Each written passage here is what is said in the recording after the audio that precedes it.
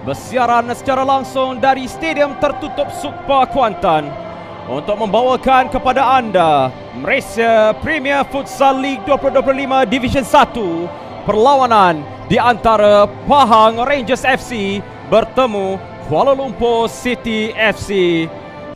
Inilah dia pemain 5 utama yang diketuai penjaga gol Zainul Zahid, diikuti oleh Ahmad Harith Naim, Felipe Di Souza, dan untuk kali pertama diturunkan Matthews Mora dan juga Muhammad Razin Rahim di bawah kendalian head coach Jerry Dinesh.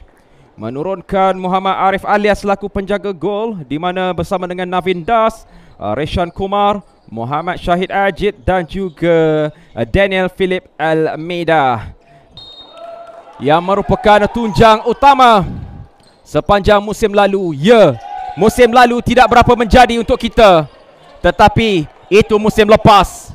Ayo kita jadikan musim ini sebagai satu sandaran dan usaha untuk tarik-menarik ketika ini. Terlepas nampaknya Syahid Ajid dan peluang untuk membuka ruang. Gol pertama terhasil, membuka tirai jaringan. Kalau bukan Felipe Di Souza, siapa lagi? Korang tahu selagi mana Abel di sini, Abel akan cuba berikan korang yang terbaik. Mora! Dan tiada siapa datang membantu. Agak bahaya. Good save. Tadi memang ada lag, tapi sebelum tu Mora cut back dulu. Mora tendangan ke arah gawang. Save on the line. Chance. Oh! Serangan pantas sepantas kilat. Sekelip mata memejam. Tengok. Tak ada siapa datang support. Chance. Oh, beautiful shot. Daniel Felipe Di Almeida making it 2-1, and KL City FC is in front. Player Felipe Di Souza tolakkan kepada Mora dan Mora menendang. Mora, chance. Mora, opening. La haula wala quwwata illa billahil aliyil azim. Hantaran baik pemain nombor 10. Tapi kita tolak ke tepi semua itu, tuan-tuan dan puan-puan, kerana KL City FC memulakan serangan dari kiri. Ketika ini Pahang Rangers telah pemecah. Berbahaya dan diselamatkan di atas garisan. Di bahagian kiri, Harith Naim.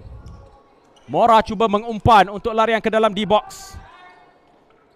Dan over the top, head to header.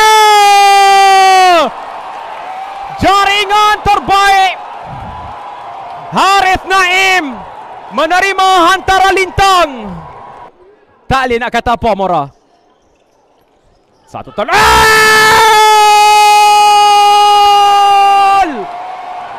Selamat datang Muhammad Razin Abdul Rahim. Press cuba dilakukan dan kita memperlihatkan peluang untuk KL City. Satu rembatan Akbarul. Dan nice deflection. What a goal by number 10. Dan khalas. Dan dengan itu tamat sudah perlawanan pembukaan untuk MPFL 2025 Division 1. Keputusan rasmi seperti berikut. Pahang Rangers 3, KL City FC. Pahang Rangers 4, KL City FC 3.